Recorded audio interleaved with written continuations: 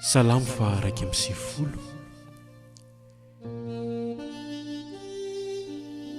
Jehova anafaka anao amin'ny areti-mandoza.